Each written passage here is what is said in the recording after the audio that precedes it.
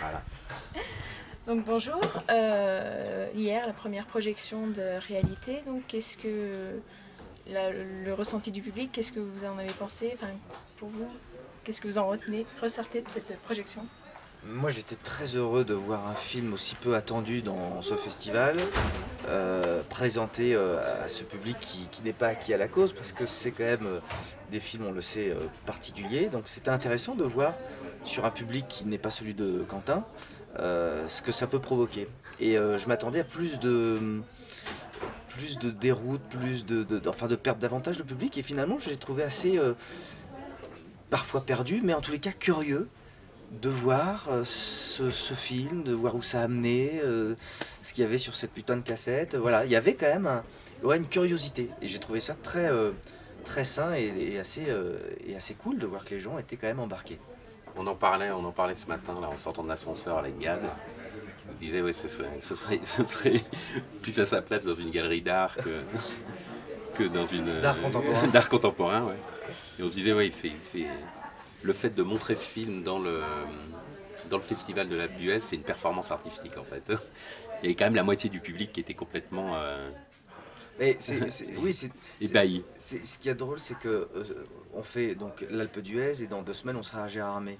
Et quelqu'un nous disait en fait vous êtes le film d'horreur de l'Alpe d'Huez et vous serez la comédie de Gérardmer.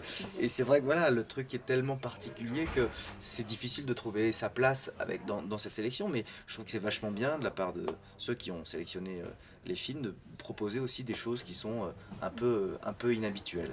Nous on était enchantés que le film vienne là, quoi, parce que d'être au milieu de toutes ces comédies où les mecs sont là pour se taper sur les cuisses et se marrer comme des malades, et qui se retrouvent... Et on s'est marré d'ailleurs. On s'est marré. Non mais c'est vrai. Ouais. Non mais on a vu, je veux dire, on a vu Bis la veille, on s'est marré. Y a pas de, on n'est pas en train de dire qu'on est pas pareil, qu'on est mieux ou quoi. Mais voilà, je trouve que c'est intéressant aussi dans un festival de comédie de dire voilà, il y a plusieurs façons de faire de la comédie. Ouais, très belle phrase de conclusion, c'est vrai. Voilà, donc ça veut dire que c'est fini. Non mais je veux dire, non mais c'est vrai, c'est quelque chose, vous avez prévenu d'ailleurs le public de se préparer à ça, et finalement il a bien réagi, enfin, comme vous le disiez.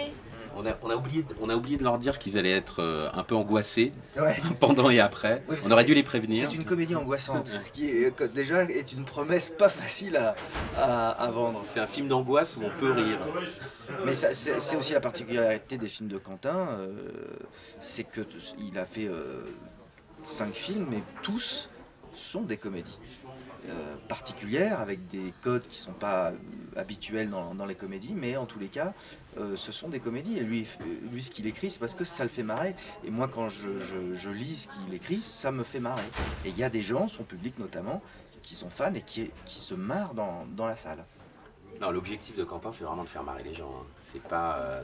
alors, avec une haute ambition artistique, mais il écrit vraiment pour que lui se marre, que les gens se marrent. Et c'est vrai que quand on est dans une salle de fans, ça se marre sans doute plus que dans la salle à l'Alpe, mais il y avait quand même pas mal de gens qui se marraient. Et ce qui est très curieux, c'est que les gens se marrent à des endroits très différents. Alors que c'est vrai que dans une comédie classique, les moments où on doit se marrer, on est au courant qu'il faut se marrer, quoi. Donc il n'y a pas de rire enregistré, mais on sait que à ce moment-là, ça va déclencher le rire, etc. Là, c'est très différent. Et d'un seul coup, il y a un mec qui éclate de rire, on ne sait pas pourquoi, puis ça enchaîne.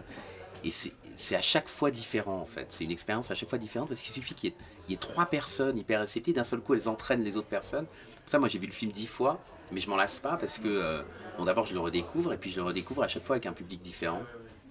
C'est assez passionnant.